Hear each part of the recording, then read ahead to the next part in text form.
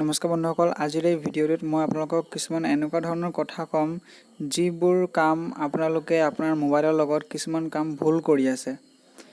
সেইবোৰ কাম কৰাৰ লগে লগে আপোনাৰ মোবাইলটো বহুত চুট পাই আছে। চ' সেইটোৰ কাৰণে মই আজি কিছুমান কথা ক'ম আপোনালোকক। চ' ভিডিঅ'টো ভালকৈ প্ৰথমৰ পৰা লাষ্টলৈকে চাই থাকক।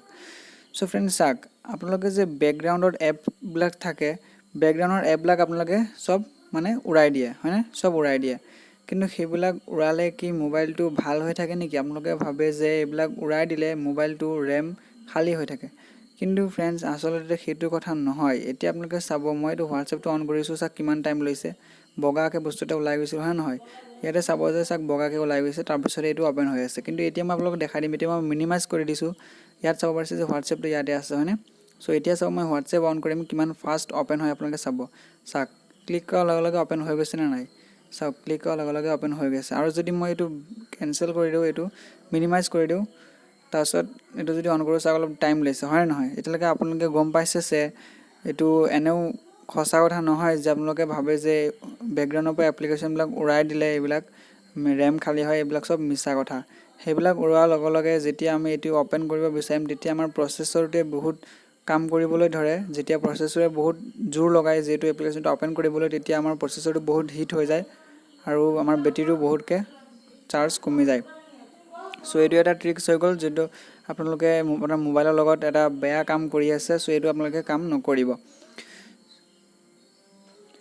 চ' আমাৰ নেক্সট ভুলটো হৈছে, আমি যেতিয়া আমাৰ মোবাইলটো চাৰ্জত দিওঁ, তেতিয়া আমি ফুল চাৰ্জ কৰোঁ, 100% চাৰ্জ কৰি লওঁ। তাৰপিছত যেতিয়া চাৰ্জ শেষ হ'বলৈ ধৰে, 0% চাৰ্জত আমি চাৰ্জত লগাওঁ।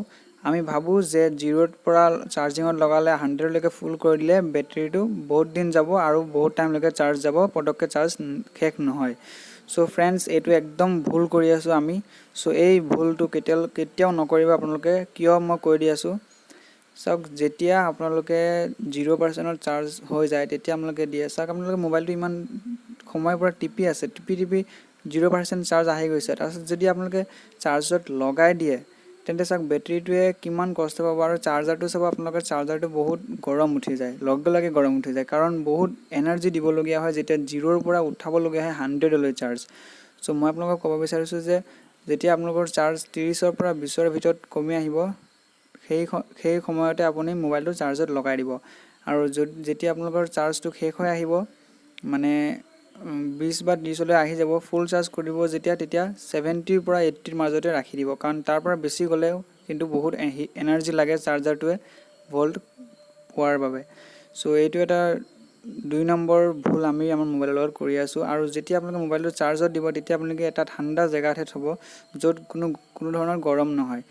চ' আৰু মোবাইলত বেক কভাৰটো লগাই নাৰাখিব যেতিয়া চাৰ্জত দিব, কাৰণ চাব, বেক কভাৰটো লগাই ৰাখিলে মোবাইলটো বহুতে হিট হৈ যায়। আপোনালোকে ন'টিছ কৰিব আৰু মোৰ ভিডিঅ'টোত কমেণ্টত ক'ব যে আপোনালোকে মই কোৱা কথাবিলাক সঁচা হয় নে নহয়।